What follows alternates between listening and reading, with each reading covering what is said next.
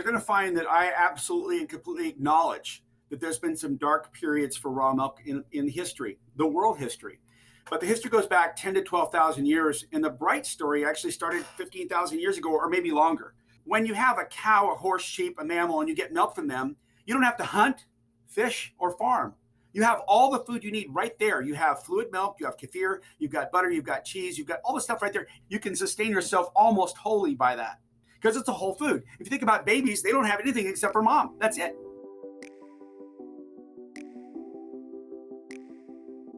Welcome to the Clean Body Podcast. I'm Lauren Kelly, a certified nutrition therapist and soon-to-be specialized holistic cancer coach with a certification in cancer biology from UC Berkeley. I am so grateful that you're here. This podcast introduces you to the souls and brains behind some of the cleanest food, beverage, and lifestyle products on the market. Because what you put on, in, and around your body matters. From cookies, bread, and mushroom superfoods, to adaptogenic lozenges, clean medicines, organic mattresses, and fluoride-free toothpastes, we'll explore how the brands came to be, how scientific studies drove decisions about ingredients and materials, and most importantly, how the products support all the physical and mental microscopic miracles that occur in your body every minute of every day. Thank you for being here. Let's get this started. Hey guys, welcome to the Clean Body Podcast. I'm your host, Lauren Kelly. Thanks for being here. Today, we are diving deep into dairy. Now, dairy gets a bad rap, and sometimes it can be a little controversial, and I get it. About 68% of the world is said to have issues absorbing or utilizing lactose, which is the key sugar that's found in milk, and it gives it that sweet flavor. But the question we have to ask is it the dairy that's the problem, or is it the way we process the dairy now in today's modern world? Well, we're going to figure that out. In this episode, I'm speaking to Mark McAfee. He's the founder and CEO of Raw Farm USA, a company that provides dairy products that are unprocessed and, according to their website, complete with bioavailable vitamins, minerals, enzymes, beneficial bacteria, naturally occurring CLA, and omega-3 fatty acids. Now, Mark has quite the impressive resume. He has helped pioneer raw milk food safety standards and fought tons of legal battles to keep the ball moving forward for raw milk dairies across the world and make it accessible for consumers who want clean, healthy raw milk products that are free of antibiotics, synthetic hormones, toxic pesticides, or genetically modified anything, which I stay away from in every capacity. But during the conversation, we discussed the history of dairy and its impacts on societal health in the past. It's pretty interesting. The controversies that surround consuming cow's milk in any variety, and the health benefits of consuming raw cheese, kefir, butter, and milk, and how they can impact the human body, even for those who believe they are lactose intolerant. Now, before we hop into the conversation, I did want to tell you about the Synchronicity Show, a podcast for those who are looking to take their lives to the next level and learn powerful wellness, business, and life strategies that will get you there. In each episode, my friend and the host, Kevin Wathy, deconstructs the lives of world-class performers. I'm talking those at the zenith of their careers. And he teases out the habits, routines, and rituals that are necessary to live a happy, healthy, and fulfilling life. This show is unlocking your true potential, crafted into a recipe for your ears. The Synchronicity Show is available on all major podcast platforms, and complete show notes can be found at kevinwathy.com/podcast. So be sure to check that out. It's something I listen to on the regular. If you like this episode, please rate, review, subscribe, share it with a friend. Let's get right into it. Mark, welcome to the Clean Body Podcast. How are you this morning? I am very good. Coming from Fresno, California, and you're in Phoenix, so we're not too far away from each other. Yeah, I grew up in the Bay Area, so I was even closer to you then. It has a special place in my heart. Definitely a little cooler up there with the marine layer than where you are in Phoenix, that's for sure. Yeah, except today it is beautiful. It is storming. I actually had to put a light in front of me because I didn't have the sun streaming into my window. So it's a nice morning. It's not so hot today, so I appreciate it. Right on. But I am really excited to talk to you about dairy and specifically raw dairy. I have been consuming your raw cheese for at least 2 years. I'm not even sure how long. And I'm so grateful that it is in Sprouts because that's how I discovered you. And otherwise, you have to find a local farmer. And it's always great to support local, but it's also easy when you're running through the grocery store to grab something that you believe fuels your body and your health. And so I'm really grateful for Raw Farm and everything that you're doing. But before we get there, I would love to hear your story and your journey to Raw Farm, creating Raw Farm, and even just going on your own journey to discovering the health benefits of raw dairy. Well, that's a complex question, but I'll try to really make it as short and sweet as I can. I grew up on a farm. I grew up on a dairy until I was 13 years old. I was the chief slave and milked cows myself, And at my first job out of high school, I was a welder in a mine. And I saw a guy got hurt, and a helicopter came in, and I just got all excited about listening to the helicopter blades and the paramedics and everything taking care of this guy. And they saved his life. And I thought, you know what? I want to be a paramedic. So I went off to paramedic school and I thrived. I went through EMT1, EMT2, paramedic school. I was valedictorian in my class. I spent 16 years as a certified paramedic, running 15,000 paramedic calls and doing everything you can imagine with humanity and that whole thing with every 911 call. And so I got married, had 2 great kids, but my grandparents passed away in 1996, in the 1990s, and left 1,000 acres of prime agricultural land to me with my brothers, and they didn't want to farm. And I didn't want to see dead bodies anymore and stress myself out with no sleep at night. Paramedics don't get much sleep. So I'd done everything you can imagine as a paramedic. I was an administrator. I was a recruiter. I was a pilot. I was on the rescue team. I was an educator. I taught paramedic medicine for the health department. I was pre-med trained. I was deeply into medicine. And my wife has her master's degree in nursing. So that kind of sets the background, the foundation that my heart's kind of in medicine and humanity. But taking over the family farms, I saw my neighbors having feast and famine roller coasters from hell, literally, with commodity prices and overproduction and all kinds of crazy stuff and no differentiation or value added. And I was really dedicated to helping and connecting to people. Mm-hmm. And that's really foundational here. So we developed Raw Farm, or Organic Pasteurized Dairy initially for 20 years, and now Raw Farm as a brand of that kind of concept in business. And that was, we were going to listen to consumers and we were going to take care of people, not processors. So when you do that, everything changes. So I interviewed moms in LA at farmers markets. I said, what would you want in a dairy product?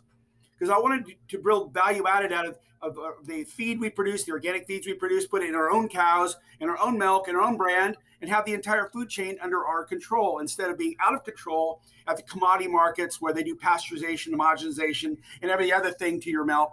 I wanted to have food that was actually representative of me and what our consumers wanted. So I went to Los Angeles, interviewed moms, and they said, well, if you're a farmer, we want you to be non-GMO. We don't want any Roundup anywhere near this food. We want it to be pesticide free. We want it to be hormone free. We want to use organic practices. We want to be able to visit you. We want to know that this food comes from you. We want to trust you and know your family. And by the way, we want it raw, we want it delicious, and we want it safe. I said, wow, what a combination of great elements to put together. And over the last 22 years or so, that's exactly what we've done. And it's grown rapidly. It's grown with a lot of very close connections to people, including movie stars. Tori Spelling loves our products. So it's very exciting to see the greater and greater good happening by just matching dairy products with what consumers really want. Ease of digestion, no lactose intolerance, good for their gut. And by the way, the short list, or the long list, I should say, of all the benefits of raw dairy are the benefits of breastfeeding. Literally. And there's no contention, there's no dispute. The World Health Organization, the FDA, the USDA, the NIH, CDC, doctors, I don't care who you are, they all say, breastfeed your babies, please, please, please. Well, that's raw milk. So yes, there are a few more benefits to breastfeeding than there are consuming raw milk, but the list is almost identical. So extremely exciting. I'm a very science-based kind of guy. A lot of PubMed, a lot of university relationships with UC Davis and the milk genomics people. And I've been doing that for 12 years now. So I really wanted to know our products well and understand how it interfaced with our own microbiome, our own bodies, and how that matchup was so important. And that is probably a pretty good segue into the foundations of raw farm and our consumer connection and the biophysiological microbiome, human genome connection that whole real foods make, and how it's so good for our immune systems and so good to support our gut, which is the seat of our immune system. So that's kind of a start of, of why we did what we did. Yeah, there's plenty to go into there. Yes, And there is. I There is. am I am a huge advocate of gut health and the connection to, the microbiome and how the microbiome impacts everything from emotional health to behavioral health and our immune system. Like you said, literally it's connected. I call it the first brain. And I It is. tell people worms don't have actual brains. They only have their guts. So you can live off of your gut. And it's really interesting because the three systems in our body, right, are our brain, our heart, and our gut. And the heart and the brain get all of the clout. They're so cool. They do all this. But the gut is the only organ system that is connected to the external world. And everything that our gut takes in then impacts the heart and the brain. So just, I think it's a very underrated organ. And I'm a super fan of the gut. If, the gut was a human, I would go to all of its concerts and be its groupie. But, this is, and it shouldn't be, but this is going to be a kind of controversial episode because there's a lot of media out there that draws fear around raw milk. So to jumpstart this, I would love for you to kind of share some myths and misconceptions about raw milk, and then we'll dive into all of the science that you previously mentioned. Well, you're going to find that I absolutely and completely acknowledge that there's been some dark periods for raw milk in history, the world history. But the history goes back 10 to 12,000 years, and the bright story actually started 15,000 years ago or maybe longer. The science tells us that they found all kinds of evidence that babies were drinking goat's milk, cow's milk, reindeer milk, horse milk, camel's milk. 15,000 years ago, they found little, vessels that show this, the various different sugars, the oligosaccharides and sugars and stuff, lactose sugars, found in these vessels. So it's been a long, long process where humans have connected to other mammals for substance. And the reason why, when you have a cow, a horse, sheep, a mammal, and you get milk from them, you don't have to hunt, fish, or farm.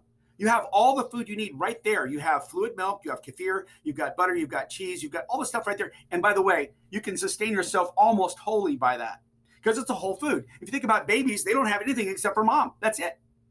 And mankind can survive. And what's interesting about that is it was a competitive advantage. If you look at the UC Davis studies on the genomics of mankind and the evolution of mankind, milk played a big role in competitiveness for early communities so that we had a whole food and didn't have to starve all the time because primitive man starved a lot. And so very much foundationally it is. But if you bring this forward to 1850s, let's say, the 1850s, and you go to downtown New York, Boston, Philadelphia, even Moscow and in London, in England, and you had cows being brought into the cities, and there are no pastures there. And the cows pooped and peed, and the people had tuberculosis. And by the way, there was no good feed. They were feeding them brewers, distillers grains, and the milk was not good. 50% of the people that consumed that milk died. It was horrendous. That was called the milk problem, and it happened in the mid-1800s. And people started bringing their cows into the cities and didn't have the country conditions of freshwater, sunlight, and pastures. And so the milk that was out in the country was brought into Mayo Clinic and was used to heal the world. But the milk in the downtown brewery distillery dairies was killing people left and right. So in 1893, Strauss brought in the idea of parboiling, which was boiling the heck out of the milk to kill the bacteria. And what do you know, overnight, 40% of people didn't die anymore because they killed all this terrible bacteria. But they still had problems with water quality. At the same time, there was a Dr. Coit, who was a pediatrician who'd lost a child to raw milk consumption, developed the American Association of Medical Milk Commissions. And that was an association of doctors that would go supervise the production of milk, good quality milk with the right kind of conditions. And that milk was used to heal people until the 1970s and 80s. The American, in fact, Altadena in Los Angeles was the last certified raw milk producer with the American Association of Medical Milk Commissions, which started in 1893. So it lasted about 106 years or so, but then it kind of died off. So the history of raw milk has that dark period. But when we understand that you have to have a healthy cow being fed the right foods in the right conditions and sunshine and pastures and being supplemented properly. And you have a healthy cow. And you take that milk and you milk her properly. In other words, clean udders without a bunch of manure on it. And you take that milk and you rapidly chill it and you test it. You have an extremely low risk, very high value, wonderfully safe food. And that's the combination of all these historical things we put together, plus modern science. And that's exactly what Raw Farms does. And so it's amazing. We rarely ever find pathogens in our milk. Rarely. And when we do, we're able to use rapid testing to find out before the product gets to the consumer, and it never gets there.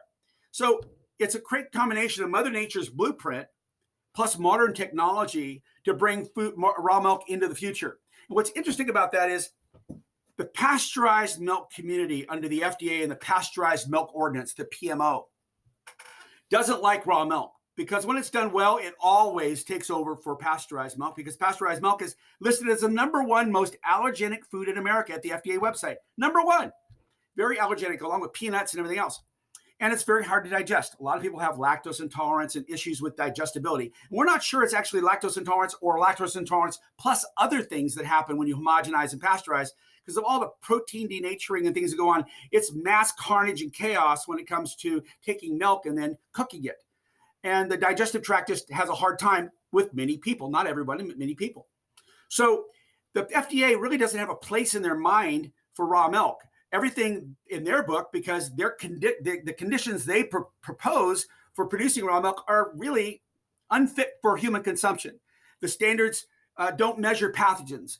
They don't worry about sunshine or grass or correct anything. They're about making lots of milk super cheap and cooking the heck out of it. Kind of what happened in 1893. So it's literally a stickiness of a regulation where they are unwilling to evolve and go with the pioneers. They're really kind of 20 years ahead of their time, where the FDA just won't recognize trends and evolution and application of their own technologies, like the testing we use, Bax PCR, which is an FDA-approved test they use for vegetables and ground beef all the time. Well, we've applied it to raw milk. So the FDA is lagging a little bit in terms of saying this is really good for the gut. It's really good for everything. All the things you say about breastfeeding, all these things, they're lagging. So it makes us a true pioneer, and we try to get rid of all that background noise of the FDA and connect directly to people and just build market and prove ourselves. And that's precisely what Raw Farms is doing. So your opening comment about the fact that raw milk can be dangerous is absolutely true. However, it's out of context in terms of what kind of raw milk you're talking about. When you're talking about raw milk for human consumption using the right kind of conditions, healthy cows, rapid chilling and testing, completely out of context, incorrect. But when you talk about raw milk intended for pasteurization, that is correct. So you have to get context to understand what we're talking about. And that's why it's a little bit contradictory right now and inflammatory in discussion because nobody really understands raw milk for human consumption. They understand raw milk, which is dirty and professed to be terrible, it has to be pasteurized, which is true. So you have to get context. And there's more and more raw milk going on right now in the world. And the Raw Milk Institute, which I'm part of, is training farmers all over the world to use the kind of technologies we're using. And raw milk is emerging without the illnesses or outbreaks, which is really, really exciting. So that's kind of an answer, I think, to that question. No, that was a great answer. And I am a raw milk advocate as long as you're getting it from the right source. But based Right. off of all of that, there's kind of two topics that we need to go into, I think. First is the environmental factors. And it seems so obvious to you and I from our backgrounds and our experience why sun and what cows are fed and the kind of grass that they're grazing on impact the quality of the milk and any other byproducts from an animal. But I don't think a lot of people do fully understand what a big impact that makes. And then the second part is pasteurization and what that is and what it does to the milk. So let's start with the former regarding the environmental factors for cows. And, specifically, I think people are becoming more educated in, what you feed cows and if you use antibiotics and hormones on cows, how that's going to impact the product. I remember reading a story that a truck fell over on a freeway somewhere and it was headed to a dairy farm and it was filled with Skittles. this was the food that was going to be fed cows, that we're going to consume that meat and that milk, which is disgusting. So I'd love, just from your background, for you to dive into why those components of how they live, what they're fed, how often they have, access to sun or other environmental factors impacts the actual food that we get from them. So, Lauren, let me get this straight. You don't like your cows being fed donuts and Skittles? Is that right? I can't imagine that they're enjoying their life after they eat Skittles and donuts either. Right. Well, you make a very good point, and that is what the cows eat and the conditions they're kept in impacts their health, their body condition, their immune system status, whether they produce pathogens or not in their gut, and the quality of the milk, the fat content, the protein content. So it's just like us. Whatever we eat impacts how we present. And the same thing with the cows, virtually the same. Sunshine, vitamin D, thank you very much. Very, very important. It drives the grass. It's part of the external microbiome and macrobiome of Earth. So the cows are connected to that. In fact, they're that junction. They're that link between the sun and us. We can't eat the sun and we can't eat grass. We don't have 4 stomachs. But cows can. So sunshine drives the grass to grow. Water irrigates the grass. Cows can consume that through their rumination and chewing their cud. They make milk. They convert beef and make milk and butter and cream.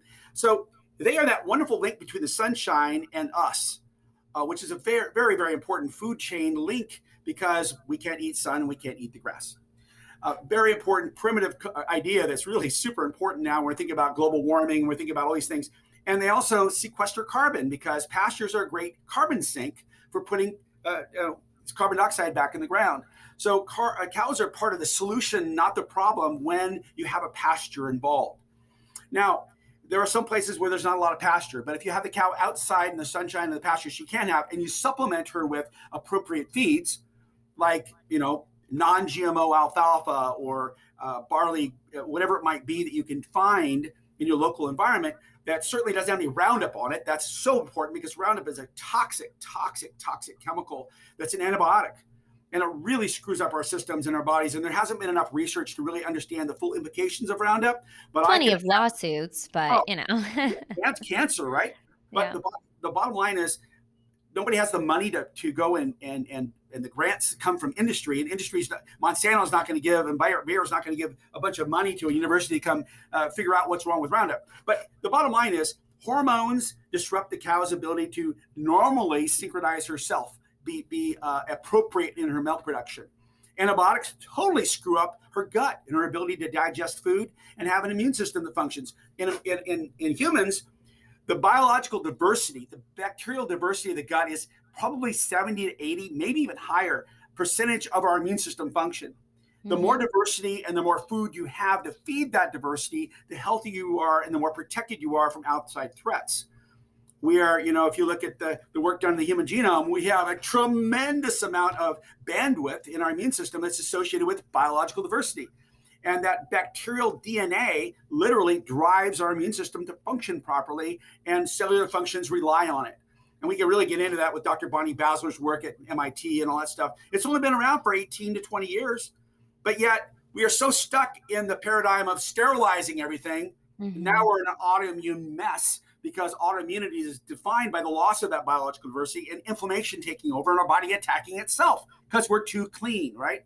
And that's not to say that clean is bad. There's a way of saying clean, and that is we want to have normal foods that are not adulterated in some way. That's clean eating.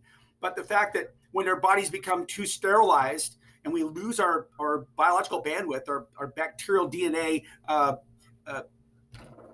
foundations, we actually become autoimmune messes. And we see that now. And when you replace it, autoimmunity gets better.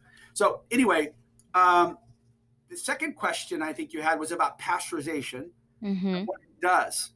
Well, what it does is a wholesale destruction of bacteria, and it does it by heat.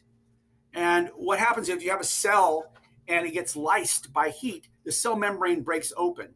So you have the internal cell content spilled all over the milk. So you no longer have bacteria that are intact. You have pieces of bacteria all over inside of the milk. And this bacteria comes from these big CAFO operations that don't really care about bacteria too much, because pasteurization is going to cure all the evils, right? Good and bad bacteria are all destroyed. And most bacteria found in milk are good. There are some bad found in milks that are produced in bad conditions in these big CAFO operations. And by the way, you may have 50 different dairies combined into one milk tank at a creamery. So you have no idea what's going on in terms of any kind of integrity of bacterial goodness going on. Yeah. So that bacteria is destroyed by heating and lysing, which means it breaks open. All the cellular contents, mitochondria, everything goes crazy everywhere. And when you drink it, guess what? Your body sees that as, oh my gosh, that's pieces of bacteria. Get rid of that. You have a whole mucus response trying to get your macrophages together to get all that crap out of you because it doesn't belong there. Your body is made up of living cells, not dead cells. Dead cells are waste. So what you've got is a real problem. That's what makes it so allergenic and also just reactive in terms of causing inflammation in many people, especially just pasteurized milk. Yogurt's not so much, but pasteurized milk for sure.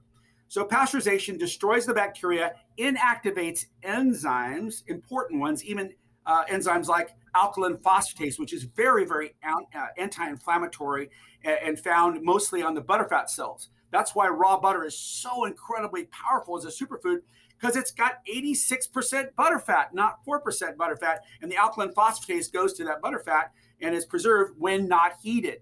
But the enzymes are deactivated and denatured in pasteurized dairy products. And the proteins, the functional proteins are denatured. And a lot of these proteins play all kinds of important roles in driving our bodies to do things the right way. There's tons of functional proteins, the microRNA and all kinds of things that happen in breast milk that actually help our bodies function properly and do the right things in our body. Well, those proteins are destroyed in pasteurized milk. So it's basically a dead, dumb food, that's just got it's got carbs and sugar, and that's it. The proteins may or may not be helpful based on the fact that they're denatured. It definitely does have proteins, especially the casein proteins were not denatured as much as the whey proteins. The whey proteins are very, very anti-inflammatory. There's a mountain of evidence out of Europe now showing that whey proteins stabilize mast cells and keep allergies in control and reduce asthma. So whey proteins are super important and found as a major protein found in raw milk. So it's just a pile of things that happen when you heat milk to 150 to 180 degrees or even 280 degrees in ultra high temperature pasteurization. That is very destructive. Can you ever imagine in your mind ever heating a blood infusion before getting a blood infusion? No, it's be crazy. Well, think of milk as more of a serum of the body versus something that you would want to cook, like a potato, which is toxic when raw, but just fine if you cook it. So there are foods you eat raw, and raw milk is one of them. Yeah, I mean, one other step that you didn't go into is infusing it back with vitamins, right? Synthetic vitamins. And these vitamins are not the same as the vitamins we get from whole food sources or from raw milk. They are synthetic vitamins, and our body does not recognize them as they do vitamins in whole foods. And so they are not used the same. So all of these cartons that say like good for your bones and, vitamin D and vitamin A, vitamin K, like, no, it's not the same thing. I attended an International Milk Genomics Consortium conference in Denmark, Aarhus, Denmark in 2019. And one of the big things that Europe is working on that we're nowhere even close to looking at is the bioavailability ratings of food. When you eat food, what is it actually delivering to you and how is it working with your own bio? And what's the rating of bioavailability? You might be getting a vitamin, but are you utilizing it? Are you getting a mineral that's actually going to go to your bones or just pass through your poop? All those. Wouldn't that be so different for everyone, though, depending on their mineral deficiencies and enzyme deficiencies and all of that, which, though, I want to mention is so dependent on the bacteria and the amount of diversity of bacteria you have in your gut. You can have an allergy and start taking probiotics, and over time that allergy subsides because you cultivate the strain of bacteria that allows you to eat that kind of food. And so it's all just, it's a big circle. There's accommodation, and you're exactly right. Each of us have our own experiences in life, our own DNA, our own parental, tradition of what's gone on in our bodies for a long time, and sensitivities. And you're right. You can't just have one thing for everybody. You can kind of have general things that work for everybody, but you're exactly right that there's sensitivities that certain people have that other people don't, depending on how much antibiotics they have in their life, their DNA. There's a million things. So simplification of this can be dangerous, but at the same time, there are some simple truths. And that is, whole foods are nourishing and supportive of your immune system. But what is a whole food? and what is nutrient dense food, and what's biologically intact food, what's enzyme rich foods. Those things we can certainly talk about. It's interesting to note that the USDA in their dietary guidelines talk ad nauseum about consuming nutrient dense foods that are less processed with fewer ingredients. Duh, we're talking about it right now, guys, but yet they won't come out and say raw milk. But yet they do. If you look at the logo at their opening page, it's got a mother breastfeeding her baby. And they strongly encourage breastfeeding. So they tip their hat a little bit, but politically it's incorrect to talk anything bad about pasteurized brands because it's the basics of safety in America. They failed to understand that we can go beyond that and do better than that in the future. We really can. Yeah. I think it's interesting that you bring up breastfeeding because I wanted to draw a comparison for listeners who are potentially listening, but still a little confused about how all of this works. And if you think about breastfeeding, right, a mother is passing a milk on to their baby, but they're also passing all the bacteria that's living in their body, the good and the bad, onto their baby. And that's why doctors are so vigilant in, supplementing certain things or eating a clean diet, because the environment of your body impacts the milk that you pass on to that baby, which is going to impact their gut health and how they show up in this world. And you can make the same comparison of cow milk to humans. The environment that the cow lives in is going to impact the milk that they produce, which is going that energy, that bacteria, viruses, fungi, which we assimilate as bad in this world, even though our body is made up of more bacteria, fungi, and viruses than it is cells at this moment. All of that is passed on from the cow to us as well. So if you can think about breastfeeding and how that impacts a child, you can think about cows and how having healthy cows would impact humans. It's basically the same thing. We always say this, Lauren. We say we don't ever sell raw milk. We teach raw milk. Because if you can explain to a mother or in a family the process of giving birth to their baby and the colostrum and the milk, and that baby, the most vulnerable time in their life when they're first born, their immune system is it's absent. It's 80% absent because they no longer have the protective womb of the mother and the umbilical cord. They're now out in the big bad world. And what does raw milk do and colostrum do? It builds the gut microbiome. And what does all the birth canal juices do? It acts as the initial inoculum for the gut microbiome, as you know. And that's the establishment of the first protective system. And raw milk is a nourishing and protecting food, and it creates the mucosal layer in the intestines and things that are very protective and that are missing in a lot of children today. And it seals up the leaky gut and does all kinds of stuff to nourish and also protect the bacteria. The bifidobacteria and the oligosaccharide sugars play a key role in the first 6 to 8 months of life to protect the baby from pathogens. So even though pathogens may get into babies, guess what? They don't get sick from them from mother's milk. Mother's milk is not clean and pure. It's purely wonderful for mother, but it has a biodiversity in it, which reflects the mother's her own health and her skin. And those bacteria actually play a very important role in training the immune system of the baby to not get sick from them, because the mom helps them create antibodies, and they create antibodies based on the matrix of that wonderful whole food that mom gives them. So we really, really reduce this conversation into some really not appropriate things. And that is, how much sugar do you get, and how many minerals do you get, and how many fats do you get versus the whole food, which is a combination of all those things working together to enhance our health and protect us. And this is about whole food, which is an incredibly complex, wonderful prebiotic, probiotic, and postbiotic. You're like, what's postbiotic? Well, postbiotic is the result of, it's the bacterial poop. It's the metabolites of the system of prebiotics and probiotics working together. The food that feed bacteria and bacteria working together creates all these metabolites, these waste products, which are actually building blocks for health. And if they're not there, your body can't scramble to get these little micronutrients they need to actually build things that function properly. So we're really, really, really screwed up right now in America that we're not thinking about whole food nutrition in a broader sense of promoting it. Instead, we're popping pills and doing all kinds of crazy stuff with pharmaceutical stuff. And the FDA won't let us talk about whole food nutrition in the way we should in the science, because it's so disruptive in terms of their medical claims means a drug approval. If you have any medical claims you're making on a food, they require that you have a drug approval from the FDA, which takes tens of millions of dollars and 10 years to get virtually impossible. But yet you can't make a medical Unless claim. you pay more money, then you can speed up the process. If you've got There the you go. dollars, you can make it happen. Here's money. But then they also sequester medical foods into a prescribed pharmaceutical area you got to get at a drugstore. It's really crazy. We have to change our paradigm from sickness to wellness and prevention. And there is a place for modern medicine. I absolutely believe in that 100%. If you got shot or stabbed or car wreck or whatever, burned, you need a trauma center and you need drugs and you need surgery.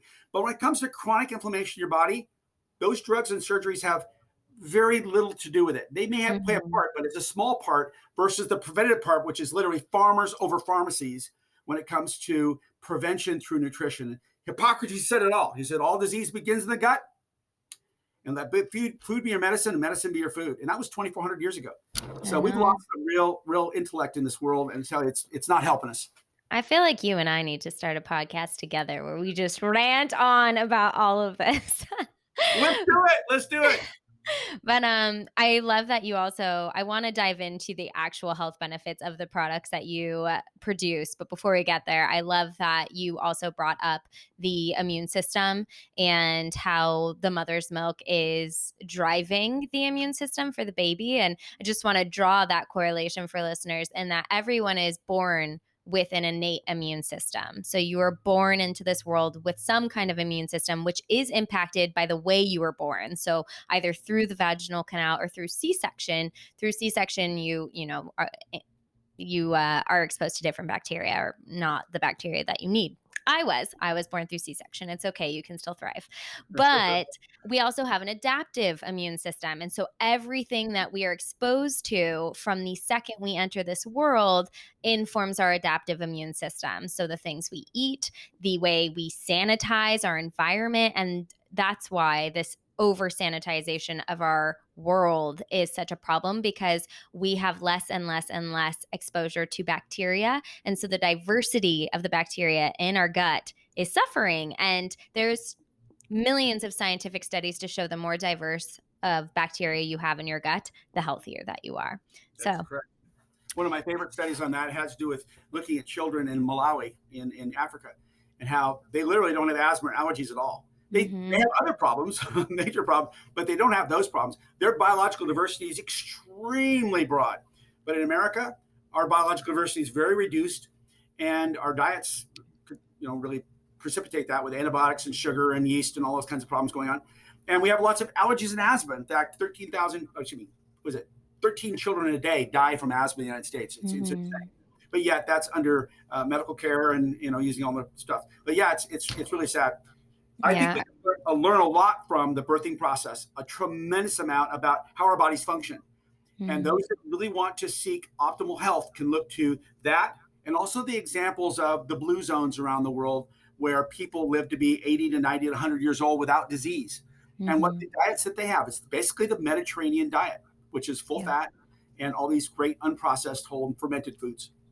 Yeah, I mean, my biggest pet peeve is this like quality versus quantity thing. Like, look, I eat low fat, I eat low sugar, I eat low carb, I eat low calorie. It's not quantity, it's quality. What is the quality of your calories? What is the quality of your fat? We really need to flip that script. And it's something I'm always yelling at my friends who have children about. Like, their young daughters are saying, oh, it's really low calorie. And I'm like, no, stop that. Don't say that.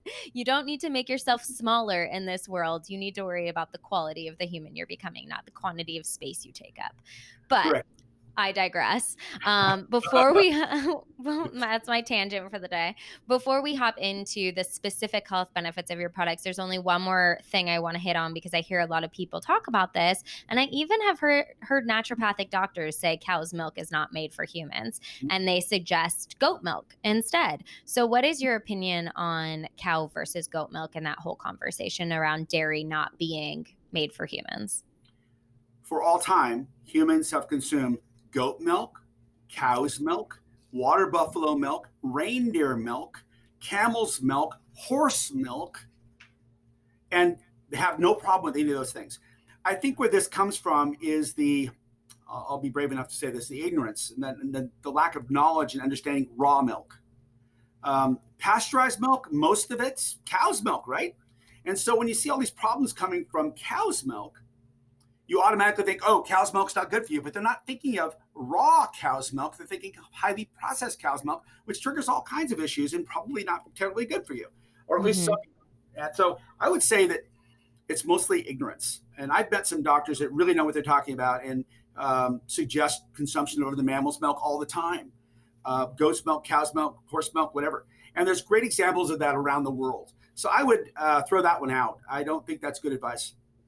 Great. I like it. Concise and straight to the point. So now that we have completely drawn the idea that raw milk has everything that you need as a human and is healthy for your body, I do want to dive into the products that Raw Farm creates from raw milk. And so you have cheese, butter, kefir, cheese, butter, kefir, and milk, obviously. So which one do you want to dive into first in terms of how it supports all those microscopic miracles that happen in our body? With one caveat, and that is not all raw milk's produced the same. Raw milk intended for human consumption with high standards is a completely different food than pasteurized milk. And that's what we're talking about here is distinctly differentiated milk. And that is, let's just start off. Raw cheese. Now, that's a loaded comment. The word raw is not defined by the FDA. So what does raw mean? Well, it can mean all kinds of things under the FDA. What it means to me is this food has never been above body temperature. It's never been above 100 degrees, 102 degrees. So Fahrenheit, I should say, not Celsius. So when you actually have a raw product, the enzymes are alive. The alkaline phosphatase enzyme, which Dr. J.P. Lals found out in the French paradox studies done in France, that the French are eating 2.5 pounds of raw cheese a week. And by the way, it's packed with alkaline phosphatase. You can look at his French paradox study, Dr. Jean-Paul Lals, in 2014. It said, it's the alkaline phosphatase, stupid. It's not. What are those? It's not the wine. Alkaline phosphatase is an enzyme found mostly on the raw fat of raw milk. And the interesting thing is, in raw cheese that's full fat, guess what? The alkaline phosphatase is still there because it hasn't been heated. And this study found that the anti-inflammatory effect of the Mediterranean diet hinged a lot on these raw cheeses and the other wonderful whole foods that people eat. And that it wasn't so much the French red wine, which is great, but the bottom line was you'd have to drink a tanker load to get enough resveratrol to have the anti-inflammatory products of a couple pounds of raw cheese, because the alkaline phosphatase is so profoundly important in terms of anti-inflammatory, anti-illness, anti-disease effect in the Mediterranean diet.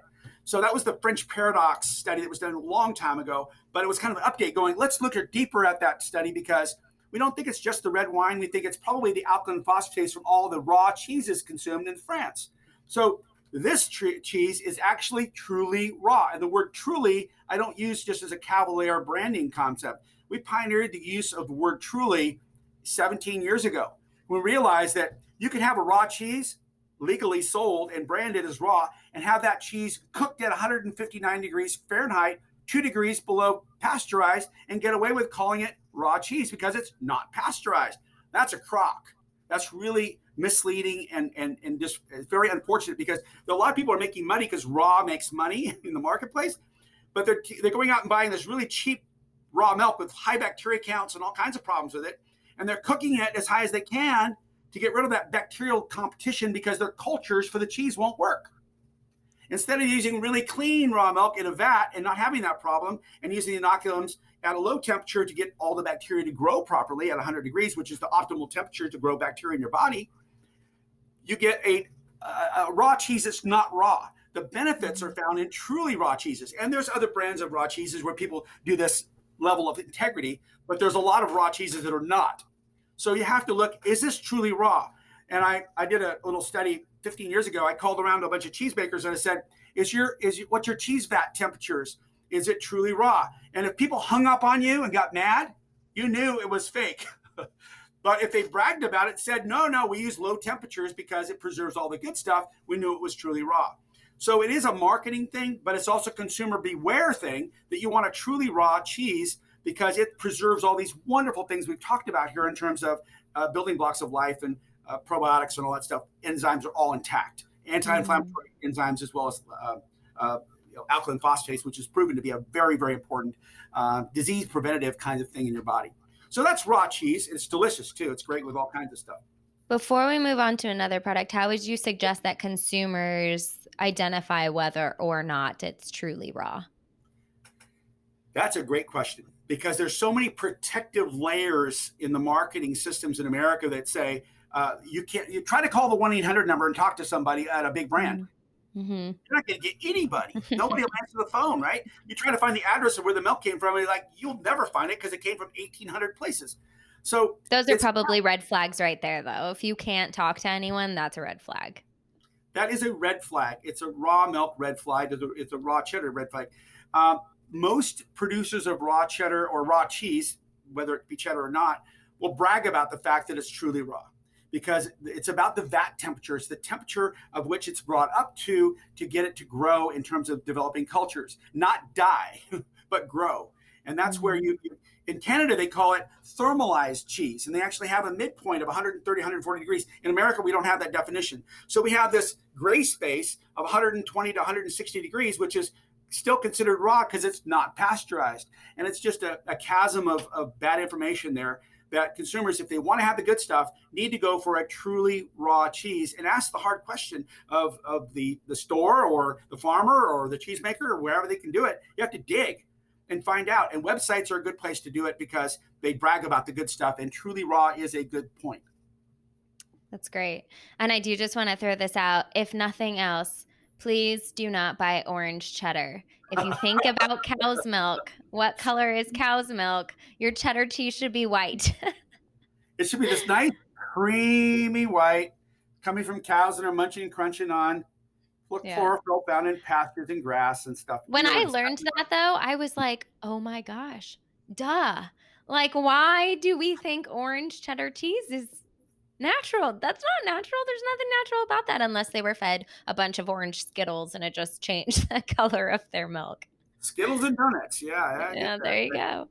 So let's talk about kefir, because that's something that is not consumed a ton in American communities. I mean, some people drink it more often than not, but let's talk about kefir, what it is, how it's made, and why it is a good staple in a diet. Kefir is a cultured milk. And if you think about the history of milk going back, we didn't have refrigeration as primitive people at all. So what you had is milk being put into a gourd from last week, and it wasn't washed out. So it had the mother culture from last week or the last month handed down. And it would go in there and it would get warm, body temperature, 70, 80 degrees, 90 degrees, and it would actually culture itself out. And then there was also the addition of cultures like the kefir grains some people would use. They have a symbiotic culture of bacteria and yeast together. But anyway, bottom line is it's cultured milk. It's like a yogurt, except it's never been cooked. Yogurt's cooked first and then cultured. Raw milk, kefir, is not ever cooked. It's just raw milk with the addition of cultures, whether that be kefir grains or whether that just be some inoculum from some dirty surface from an old vat or old vessel of some kind. So it goes back a long ways. In fact, most scientists believe that most raw milk is not consumed raw, fresh, except by the farmer. That, in fact, it fermented so quickly in 24 hours because of no refrigeration that most people consumed it in some kind of sour or fermented form. But that's the perfect gut food because it's already pre-digested and it's super gut friendly and it's got an incredible mountain of good bacteria in it, which is fantastic for the gut. So it's a great raw milk of the ages in terms of fermented raw milk that's in raw form versus pasteurized form. And it's been known to reduce allergies, eczema, asthma, colds, flu. It's got antiviral properties. I mean, it's a super protective, low pH, somewhat a little bit acidic, which is good in terms of not growing pathogens. The raw form has just received authorization from the FDA to make this as a pet food product to be sold across the United States of America. Look for it soon, because we've been able to meet all of their criteria as a human consumption safety criteria for the FDA. That's a big nut to crack, by the way, that we could prove we could make this for human consumption levels, but yet labeled as pet food. Now, remember that raw milk cannot go across state lines because a judge back in 1987 decided that raw milk was too dangerous to go anywhere based on the standards for the pasteurized milk ordinance, and had never visited what we're talking about today. But the raw kefir has been approved for pet food consumption at human consumption standards. In other words, you could drink it. It's the same thing, same product, whether it be labeled for pets or the human. It's exactly the same product, just a different label. The FDA has approved that. So interesting stuff that it's really good for pets too. Pets are used to eating roadkill. They're not used to eating purina that's been sterilized and cooked. And as a result, they start having all kinds of autoimmune and inflammatory issues in their gut. And pets are falling apart. Cats and dogs are falling apart because they lack their biodiversity in their gut, just like humans. It's so fascinating that you say that because my dog, my youngest one, has extreme allergies. Yep. And being a holistic nutritionist for, humans, I look at his gut microbiome the same way as I do my own. And I'm like, something is wrong with his gut. I'm not just going to give him shots every month from the vet that are just going to mask his itching symptoms because something is going on. And so right now all he can eat is fish, but I am going to try to give him some kefir and see how that goes. I'm very excited for that. So when you said though that raw milk can't cross state lines, I may be wrong about this, but I'm in Phoenix, and as I dig back into my memories, I do remember only seeing the cubed raw cheddar cheese and the shredded cheddar cheese in Sprouts. So is that the only products you're able to supply other states with outside of California? Correct, unless you have the pet food. The pet food, we were authorized on the raw milk. We're authorized on the kefir, and we're also authorized, not butter yet. We're working on that one. But the bottom line is, you're correct. In 1987, Judge Johnson, a federal judge, made a determination and directed the FDA to ban all raw fluid dairy products across state lines, but exempted raw cheese, could go across state lines if it was aged 60 days. But she screwed up, and she included raw butter in the ban, which has a lot of the same characteristics as raw cheese. So there's a big fight right now in the federal courts to allow raw butter to go across state lines. And the next fight after that will be raw milk based on different standards. But right now, you're correct. In Sprouts, you'll see the raw cheeses, but not any of the other products. And I believe we're right on the precipice of having these other products being brought in as pet food for pets and presumably for people that want to eat like their pets. So if someone goes to your website and like say from Phoenix or New York or Maine and they try to order some products, they can only order the cheese right now. Is that correct? They can order the cheese or they can order the other products as pet food labeled products. Okay. Got it. Good to know. Before we start wrapping up this conversation, which, we're going to start our own podcast show and just riff all the time after this. But I did learn one really interesting thing today about raw milk when I was doing my research, and that was that it doesn't spoil the same way as conventional pasteurized milk. And I thought that was so fascinating. Like you can actually still consume, it'll taste more sour, but you can consume the quote unquote spoiled raw milk past its date if you don't mind the taste. Is that just because it is essentially becoming kefir? This is spoiled raw milk. Thank you very much. The kefir, If yeah. the word spoiled, you can transplant that word and use cultured or fermented.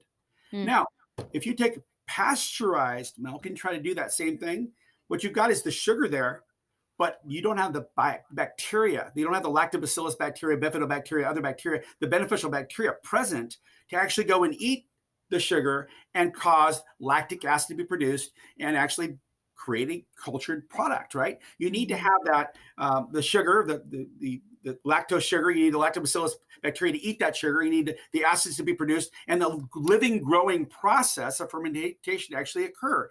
That doesn't happen in pasteurized milk. Pasteurized milk has got all the dead bacteria, which are not alive and cannot come back to life because they're dead, really dead. And then you got all the sugar. Sugar's sitting around here going, what do I do? What do I eat? Well, there are trace amounts of bacteria that actually cause putrefaction that are from environmental contamination or wherever they may come from that actually enjoy the sugar and cause all kinds of stuff you would never want to consume. In fact, it's highly toxic. So much information. Such a good interview. I appreciate you sharing all of your wisdom. So what did I miss? What does raw farm have coming up for them? What else do consumers need to know when considering whether or not to try raw milk, raw cheese, raw butter? Raw butter is an incredible superfood. It's got butyric acid, it's got lauric acid, it's got vitamin D, it's got all kinds of other vitamins, all bioavailable, and it's got 20 times more alkaline phosphatase enzyme, that really super awesome anti-inflammatory enzyme. Because guess what? This is 86% butterfat, and the raw milk over here is only 4% butterfat. So you can take a multiplier and just do the math really quick, because it's carried mostly on the butterfat molecule, and this has 4%, this got 86%. So a tremendous amount of anti-inflammatory properties, and also the raw fats are very, very good. The saturated fats are very good for absorbing and making bioavailable other vitamins, like in vegetables and things. That's why you always slop a bunch of butter on top of vegetables, because those fats are so important to absorb the minerals and bioavailability of the vitamins. So these are fantastic foods, and they're more and more being available across the United States at other farms too, because we work very hard to educate other farmers on how to do this safely and properly, the right conditions, the right testing. Rick down at Fond du Lac, which is a local raw milk dairy, is listed by the Raw Milk Institute. I worked with Rick Anglin for many years down in Phoenix, Arizona. He produces a very high quality raw milk. I know his bacteria counts because he reports them every month to us. So yes, there is local raw milk available. And our raw milk will be soon available as pet food across the United States. And we are working very hard to overcome this FDA ominous wall that separates farmers from the consumers so they can get this product. Because we do want to follow the USDA guidelines to eat nutrient-dense whole foods. Mm-hmm. We really do. Yeah. So for anyone listening, you can get the raw cheese, either shredded or the cube from Raw Farm, either on their website or in a Sprouts. That's where I get mine. And, if you want milk or butter, look into local farmers in your area, give them a call. You could probably go visit their farm and see how they treat their cows and create a relationship with them, which is always really fulfilling as well, to know where your food is coming from. Exactly. But to start wrapping this up, I have 3 quick hit questions for you. So the first one is, what does having a clean body mean to you? And I didn't send these to you before, so this is just throwing them at you. Clean body is actually kind of an interesting concept, because we don't want to be biologically sterilized. Mm-hmm. And I would say a clean body is a super healthy microbiome that's being fed whole food. And that means no antibiotics, no hormones, no pesticides, no Roundup, no GMOs, just whole natural foods from good, healthy soils. That's what eating clean means to me. That's great. The second one is, do you have any lifestyle habits that you just couldn't live without? Lifestyle habits that I couldn't live without. Do you meditate? Do you walk? Do you sit out under the full moon and howl? I do podcasts with Lauren. I really enjoy consumer connection when people come to the farm, connect. I'm also a pilot, so I love escaping to the middle of nowhere in my plane with my wife and grandkids. I really enjoy escaping. I just got back from up in Idaho at Sulphur Creek, which is an amazing escape at 7,000 feet. You can only get there by airplane. So I like that. I also do mission work in Mexico with the Flying Doctors of Mercy. I've been a pilot with them for 30 years. So I really enjoy humanitarian outreach and building purpose in life. I can sleep every night and know if I die tonight, I've done something good. And that's really value and very restful for me. Are you looking for another child to adopt? Just a random question. Lauren, I already love you. It's okay. We're good to go. And last question for you. Are there any other brands that you really support that you want to give a shout out to? Rick Anglin down in Phoenix with the Fond du Lac brand. They make. I do buy that brand. Yes, they're fantastic. He's a great guy. And he's done a great job for many years. He reached out to me 8-9 years ago and became listed by Rami, and he's very, very connected. He used to be a conventional dairyman with 3,000 cows and was going bankrupt. And now he's doing quite well with his 40 to 50 brown Swiss. So it's interesting to see how the big Roman Empire can collapse and how you can reemerge with the consumer connected raw whole foods and thrive. So yeah, I'd put a shout out to him. I'd also put a shout out to looking at farmersoverpharmacies.com. It's case studies of people who recovered using whole food nutrition from things like Crohn's disease and irritable bowel syndrome, where they were going to have half their intestines removed with surgery and decided to use whole food nutrition and recovered within 6 months. Fantastic, very compelling case studies that the people tell their own stories on video. And rawmilkinstitute.org. rawmilkinstitute.org to help people all over the world, Great Britain, Canada, all the United States, Panama, New Zealand, Australia. We help people everywhere to adopt good practices for producing safe, low-risk raw milk. So those two things are good links. And then Raw Farm USA, of course. That's amazing. I will say, ever since I've gone on my own health and wellness journey and started eating whole, clean foods and understanding what I'm putting in my body and what ingredients are and consuming raw dairy products, I can't remember the last time I was sick.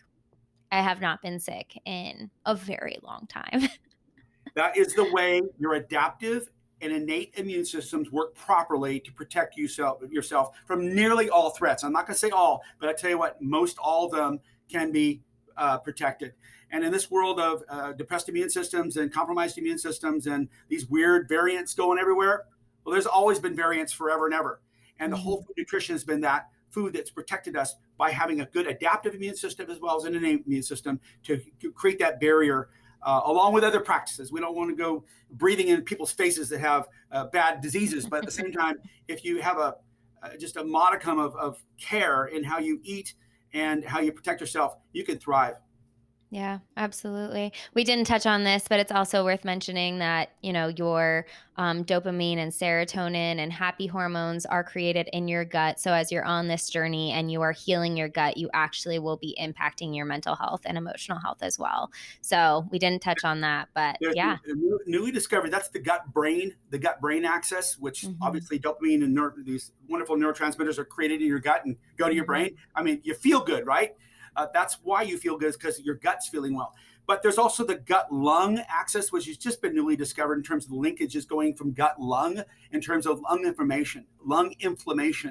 I think this points in a very, very cardinal direction, and that is the gut is connected to the entire body. The gut is the seat of our health. So you take really good care of your gut through whole food nutrition, and you will have the matrix to protect yourself for life. That's really interesting. I literally was just reading a book last night that said that, and I don't know if this is 100% true. I just read it last night, but your lungs literally grow from your gut. Like it sprouts off of your gut. And so if your gut is inflamed, it makes a lot of sense that your lungs would be impacted because of the connection between the two. Yep. Yeah. Yep. Well, I tell you what, Lauren, you've been awesome. Anytime you want to get together, I'm ready. I'm ready to go. Oh, thank you. Well, how can people get in touch with you and the brand and get their hands on some product? Mark at organicpastures.com. Come tour us here near Fresno, California. And we're looking for more case studies, too, of people who've recovered from severe or pending disease issues with eating whole food nutrition. We want to tell that story because it's a story that's untold. It's a story that needs to be told. And we don't make any brand references at Farmers Over Pharmacies because it's a generic expression of education. So it's not considered to be commercial speech. So we can get away with doing things like connecting food to medicine without getting in trouble. So there's no brand connections there. And so we really, really want to educate as a foundational step forward in how we can reconnect food to medicine and farmers to consumers. That's great. Giving out your personal email there. People can also get you at rawfarmusa.com. You're on Instagram, Pinterest, LinkedIn, Facebook, YouTube, all the places. But I appreciate you so much. Thank you so much for taking the time. This was wonderful. Credit goes out to my daughter, Kaylee, who does a tremendous amount of work on the social networks. And thank you, Lauren, for sharing this really important information. It's not a conspiracy and it's not out there. It's in here. Hi, everyone. I hope you enjoyed that interview. As a reminder, this podcast is for educational purposes only. It is not a substitute for professional care from a doctor or otherwise qualified health professional. This podcast is provided on the understanding that it is not a replacement for medical or other health-related services. If you're looking for help in your journey, seek out a qualified practitioner. We'll see you next time.